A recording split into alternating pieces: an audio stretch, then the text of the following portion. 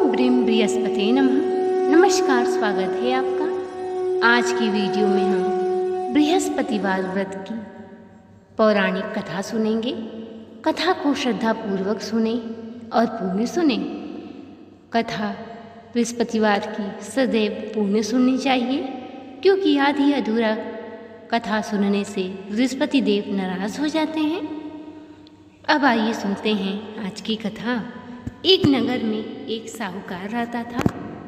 वह बहुत ही धर्मात्मा प्रवृत्ति का था, परंतु उसकी स्त्री बड़ी ही कृपण थी। न वो किसी को एक पैसा दान में देती थी।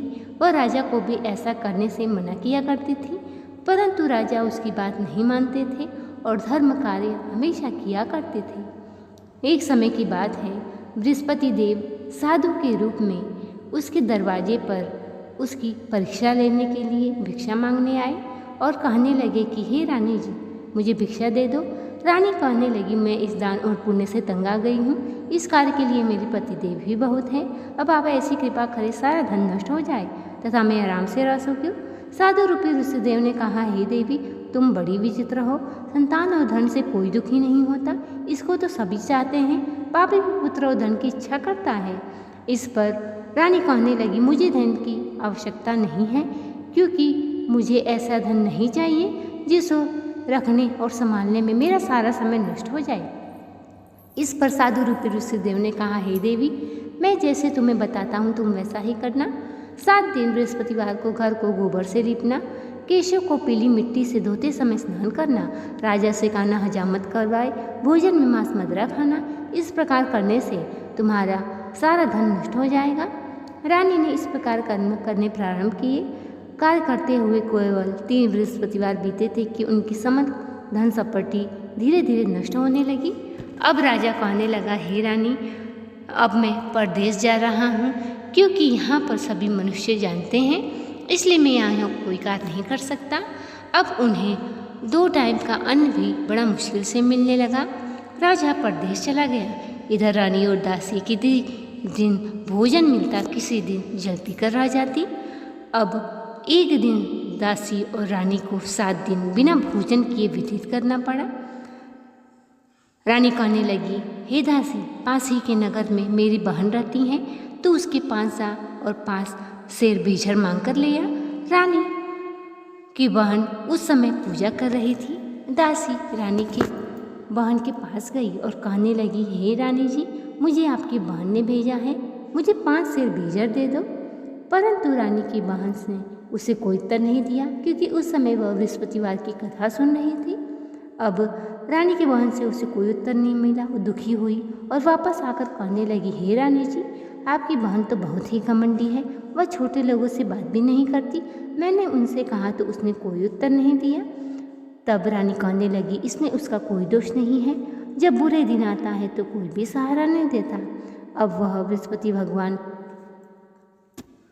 की कथा सुन के पूजा समाप्त कर अपनी बहन के घर मिलने आई और कहने लगी, हे बहन, तुम्हारी दासी हमारे घर गई थी, परंतु जब तक कथा होती हम लोग ना उठते और ना बोलते, इसलिए मैं नहीं बोली। कहो दासी क्यों गई थी? इस पर रानी कहने लगी कि हे बहन, वैसे तुमसे कोई बात छिपी नहीं है, मैंने तुम्हारे पास उससे 5 शेर बीजर लेने के लिए भेजा था। तब रानी की बहन कहने लगी, बृहस्पति भगवान सबकी मनोकामना पूर्ण करते हैं, देखो तुम्हारे घर में अनाज अवश्य रखा होगा। इस पर दासी घर के अंदर गई और देखा तो उसे एक घड़ा भरा बीजर का भरा मिला। उसे बड़ी हैरानी हुई, क्योंकि उसने एक एक बर्तन देख लिया था। तब उसने बाहर आकर कहा, रानी जी, अगर इनसे व्रत की विधि पूछ ली जाए तो हम भी किया करेंगे। वैसे तो अन्न न मिलने के कारण हम रोज़ ही व्रत किया करते हैं। इस पर रानी की बहन ने व्रत के बारे में पूछा। रानी की बहन ने कहा कि हे बहन, बृहस्पतिवार को सूर्योदय से पूर्व स्नान करके भगवान विष्णु का केले के वृक्ष की जड़ में गुड़ और चना लोटे में डालकर पूजन करें और कथा कहें, प्रसाद बांटें। ऐसा करने से तुम्हारी हर मनोकामना धीरे धीरे पूर्ण होने लगेगी और दुख दरिद्रता से भी मुक्ति मिलेगी। इस पर रानी की बहन ने निश्चय किया कि 7 रोज बाद सब बृहस्पतिवार आया तो हम लोग भी व्रत करेंगे।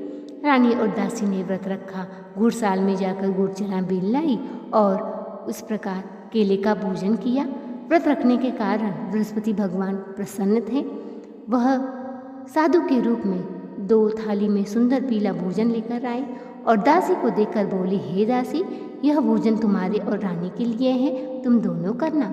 दासी भोजन बांटकर बड़ी ही प्रसन्न हुई। अब वह दोनों भोजन कर बृहस्पति भगवान का नियम से व्रत रखने लगी। बृहस्पति भगवान की कृपा से उनके पास अब धीरे धीरे धन पर्याप्त हो गया, पर रानी फिर पहले की तरह आलस्य करने लगी।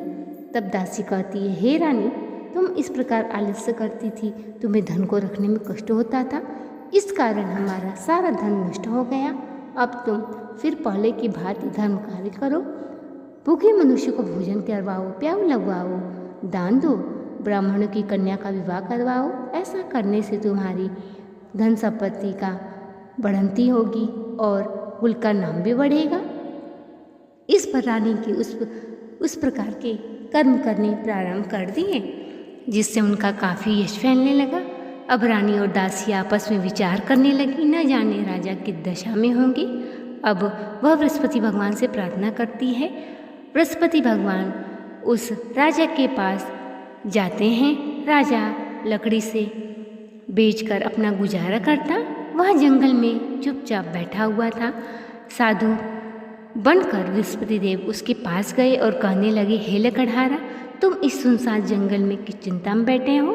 तब वह कहने लगा कि रानी के गलती से मुझे बहुत दुख भोगने पड़े। अब मैं बहुत ही दुखी हूँ और विचार कर रहा हूँ कि मैं क्या करूँ। इस पर साधु ने कहा कि तुम किसी बात की चिंता मत करो, देखो तुम्हारी पत्नी ने बृहस्पतिवार का व्रत रखना प्रारंभ कर दिया है और तुम भी बृहस्पतिवार का व्रत रखो, तुम्हारे सारे कष्ट दूर हो जाएंगे। इस पर लकड़हारा कहने लगा, मुझे तो कुछ भी मालूम नहीं है। तब साधु रूपी ऋषिदेव ने कहा कि बृहस्पतिवार को सूर्योदय से पूर्व स्नान करके केले के वृक्ष में गुड़ जल लोटे में डालकर पूजन करो। उसके बाद कथा सुनो। कथा इस प्रकार है। एक गांव में एक गरीब ब्राह्मण रहता था। उसकी यहाँ कोई संतान नहीं थी। उसकी स्त्री बड़ी ही आलसी थी और मलिनता के साथ रहती थी, परंतु ब्राह्मण के पुण्य से उनके यहाँ एक कन्या ने जन्म लिया। कन्या अपने पिता के घर में बड़ी होने लगी। वह कन्या बचपन से ही बहुत ही धर्मात्मा प्रवृत्ति की थी। बृहस्पति भगवान का पूजन करती और पाठशाला जाने के मार्ग में मुट्ठी में जौ भर कर ले जाती, वही डालती जाती। लौटते वक्त वही जौ स्वर्ण के हो जाते, उनको बीनकर घर ले आती, परंतु उसकी माँ का वही ढंग रहा। अब कुछ समय के बाद वह जौ को साफ कर रही थी। उसकी माँ ने देख लिया और कहने लगी, हे बेटी, सोने के जौ को फटकने के लिए सोने का सूप होना चाहिए। उसने बृहस्पतिवार का व्रत रखा और कहने लगी कि हे बृहस्पति देव, मुझे सोने का सूप दे दो। इस पर वह पाठशाला गई। लौटते वक्त उसे सोने का सूप मिला। उसे वो ले आकर जौ साफ करने लगी, परंतु उसकी माँ का वही ढंग रहा। एक दिन वहाँ का राजकुमार वहाँ से होकर निकला। इस लड़की को सोने के सूप में जौ साफ करते हुए देख इस पर मोहित हो गया। उदास होकर भोजन तथा जल त्याग कर राजमहल जाकर लेट गया। अब राजा को जब राजकुमार द्वारा अन्न जल त्यागने का समाचार ज्ञात हुआ तो मंत्रियों के साथ अपने बेटे के पास पहुँचे और कहा, हे पुत्र, तुम्हें किस बात का कष्ट है? किसी ने अपमान किया अथवा और कोई कारण है? इस पर वह कहने लगा, मुझे आपकी कृपा से किसी बात का दुख नहीं है, किसी ने मेरा अपमान नहीं किया, परंतु मैं उस लड़की के साथ विवाह करना चाहता हूँ जो सोने के सूप में जौ साफ कर रही थी। इस पर राजा ने कहा, इस प्रकार की कन्या का पता तुम लगाओ, उसके साथ तुम्हारा मैं विवाह अवश्य करवा दूंगा। अब राजकुमार ने लड़की के घर का पता बतलाया। राजा के मंत्री लड़की के घर गए और ब्राह्मण को आदेश सुनाया। ब्राह्मण खुश हो गया, अपनी कन्या के विवाह राजकुमार के साथ करवा दिया। कन्या के घर से जाते ही उसके घर में पहले की भांति गरीबी का निवास हो गया। अब तो अन्न बड़ा मुश्किल से होता। ब्राह्मण दुखी होकर अपनी बेटी से मिलने गया। बेटी ने पिता की दुखी अवस्था को देखा, खूब ढेर सारा धन दिया और विदा किया। कुछ समय तो सुखपूर्वक व्यतीत हुआ कि लेकिन बाद में फिर वही हाल हो गया। इस पर वह ब्राह्मण फिर अपनी बेटी से मिलने गया। तब बेटी कहने लगी, हे पिताजी, अब माताजी को विवाह में मैं वह विधि बता दूंगी जिससे गरीबी दूर हो जाएगी। ब्राह्मण अपनी पत्नी को लेकर पुत्री के राजमहल पहुंचा। पुत्री माँ को समझाने लगी, हे माँ, तुम सर्वप्रथम स्नान करके बृहस्पति भगवान का पूजन करो तो सब दरिद्रता दूर हो जाएगी। परंतु उसकी माँ उसकी एक बात नहीं मानती। वह सुबह उठते ही अपनी पुत्री के बच्चों का जूठा खा लेती थी। एक दिन उसकी पुत्री को बहुत गुस्सा आया। उसने कोठरी से सारा सामान निकाल दिया। उसमें अपनी माँ को बंद कर दिया और निकाल के स्नान करा के पूजा पाठ करवाया। तो उसकी माँ की बुद्धि अब धीरे धीरे ठीक होने लगी। अब वह नियम से पूजा पाठ करने लगी। इस लोक का सुख भोग कर स्वर्ग को गई। इस प्रकार कथा कर साधु महाराज ऋषिदेव वहाँ से अंतर्ध्यान हो गए। अब राजा लकड़हारे ने सोचा कि मैं बृहस्पति भगवान का पूजन अवश्य करूँगा। बृहस्पतिवार का दिन आया। लकड़ी लेकर वह शहर गया। उसे और दिनों से अधिक धन मिला। उसने पूजन का सामान मंगाकर पूजा कही, प्रसाद बांटा। अब तो उसका कष्ट धीरे धीरे दूर होने लगा। परंतु अगला बृहस्पतिवार आया तो व्रत रखना भूल गया। संयोगवश उस राज्य के राजा ने विशाल यज्ञ का आयोजन किया और सबसे घोषणा करवा दी कि सब लोग मेरे यहाँ भोजन करने आए। जो इस आज्ञा को नहीं मानेगा उसको फांसी की सजा दी जाएगी। अब लकड़हारा कुछ देर से पहुंचा। देर से पहुंचने के कारण राजा लकड़हारे को राजमहल में ले आकर भोजन कराने लगे। रानी की दृष्टि उस खूंटी पर पड़ी जिस पर उसका हार लटका हुआ था। हार खूंटी पर लटका दिखाई नहीं दिया, क्योंकि लकड़हारा जब भोजन करता रहा था, देखते देखते वह हार खूंटी निगल गया। अब रानी को निश्चय हो गया, मेरा हार लकड़हारे ने चुराया है। राजा ने आदेश दिया, लकड़हारे को कारागार में बंद कर दिया जाए। अब जब राजा जेलखाने में बंद हुआ तो दुखी होकर विचार करने लगा कि न जाने कौन से पूर्वजन्म के कर्म से मुझे यह दुख प्राप्त हो गया। रात्रि को जब वह सोया, साधु रूपी ऋषिदेव से कहने लगे, अरे तूने बृहस्पतिवार का व्रत नहीं रखा, इस कारण बृहस्पति भगवान तुझसे नाराज है। अब तो अगले गुरुवार को बृहस्पतिवार का व्रत रखना। जेल खाने पे तुझे 4 पैसे पड़े मिलेंगे, उनसे तो बृहस्पति भगवान का पूजा का सम्मान मंगा कर पूजा करना और प्रसाद बांटना। अब लकड़हारा सुबह उठा और जब बृहस्पतिवार आया तो उसे जेल के द्वार पर 4 पैसे पड़े मिले और उसने पूजा की सामान मंगवाया, कथा कही, प्रसाद बांटा। उसी रात्रि को राजा के स्वप्न में साधु रूपी ऋषिदेव ने कहा, हे राजा, तूने जिस लकड़हारे को बंद किया है वह निर्दोष है, उसे छोड़ दे, नहीं तो मैं तेरे राज्य को नष्ट कर दूंगा। अगले दिन जब प्रातः राजा जागा तो लकड़हारे को बुलाकर क्षमा मांगी। राजा के योग्य सुंदर वस्त्र आभूषण उसे देकर विदा कर दिया। जब वह राजा अपने देश को पहुंचा तो देखा कि महल में और पूरे गांव में अधिक धर्मशाला मंदिर बने हुए थे। यह पूछने पर सारे नगर के लोग कहने लगे कि ये सब रानी और दासी द्वारा बनवाए गए हैं। तब राजा को बड़ा क्रोध आया। जब रानी ने सुना कि राजा आ गए हैं, दासी को कहने लगी, हे दासी, हमारी ऐसी हालत देखकर कहीं राजा लौट न जाए तो दरवाजे पर खड़ी हो जा। जब राजा आए तो दरवाजे पर दासी खड़ी हो गई, उनको अपने साथ महल में लिवा लाई। तब राजा ने तलवार निकाली और पूछने लगा, बताओ तुम्हें ये धन कैसे प्राप्त हुआ।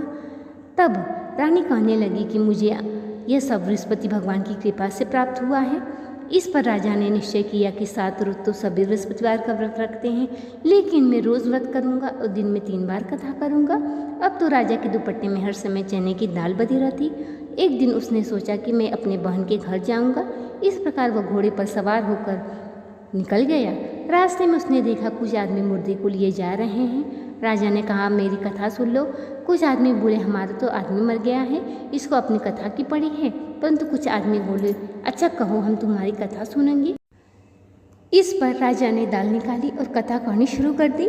कथा आदि हुई तो मुर्दा हिलने लगा और कथा समाप्त होते होते राम राम करते हुए मुर्दा उठ खड़ा हो गया। राजा आगे बढ़ा। किसान में उसे एक हल चलाता मिला।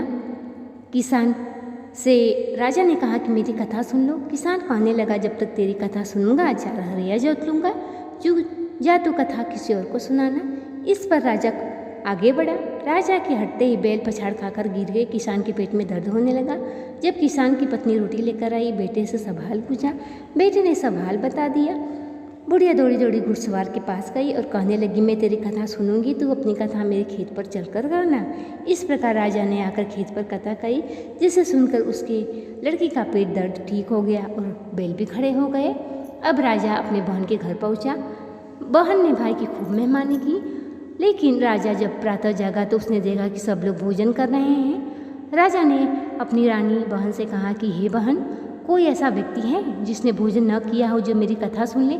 इस पर बहन कहने लगी, ये देश ऐसा है, पहले यहाँ के लोग भोजन करते हैं, बाद में अन्य काम करते हैं। अगर कोई पड़ोस में हो तो दिखाती हूँ। इस पर वह देखने चली गई। देखते देखते वह एक कुम्हार के घर गई जिसका लड़का 3 दिन से बीमार था। उसके यहाँ किसी ने 3 दिन से भोजन नहीं किया था। राजा की कथा कहने के लिए उसकी बहन ने कहा। कुम्हार तैयार हो गया। राजा ने जाकर उसके घर पर कथा खाई, जिससे सुनकर उसका लड़का ठीक हो गया। अब तो राजा की प्रशंसा होने लगी। राजा ने कहा कि बहन, मैं अपने घर जाऊंगा, तुम भी तैयार हो जाओ। राजा की बहन ने अपनी सास से भाई के साथ जाने की आज्ञा मांगी। सास बोली, चली जा, परंतु कोई बालक नहीं जाएगा, क्योंकि तेरे भाई को कोई संतान नहीं होती। बहन कहने लगी, है भैया, मैं तो चलूँगी, परंतु कोई बालक नहीं जाएगा। इस पर राजा उदास होकर अपने नगर को लौट आया और कहने लगा, हम निसंतान हैं, इसलिए कोई हमारे घर आना पसंद नहीं करता। इस पर रानी कहने लगी, बृहस्पति देव ने हमें सब कुछ दिया है, वे हमें संतान भी अवश्य देंगे। उसी रात्रि को बृहस्पति देव राजा के स्वप्न में प्रकट होकर कहने लगी, हे राजा, सब सोच त्याग दे, तेरी रानी गर्भवती है। 9वें महीने रानी के गर्भ से एक सुंदर पुत्र पैदा हुआ। यह सुनकर उसकी बहन उसके घर बधाई लेकर आई। तब राजा कहने लगा कि हे बहन, तुम आई, मुझे बहुत खुशी हुई। परंतु रानी कहने लगी कि घोड़ा चढ़कर नहीं आई, गधा चढ़ी आई, और ताने देने लगी। इस पर ननद कहने लगी कि हे भाभी, मैं इस प्रकार न कहती तो तुम्हें औलाद कैसे मिलती। बृहस्पति देव ऐसे ही है, जिसके मन में जो कामनाएं रहती हैं सभी को पूर्ण करते हैं। बोलो बृहस्पति महाराज की जय। तो ये थी आज की बृहस्पतिवार की कथा। अब आइए सुनते हैं बृहस्पतिवार की आरती। ओम जय गुरु बृहस्पति देवा, छिन छिन भोग लगाओ, कदली फल मेवा।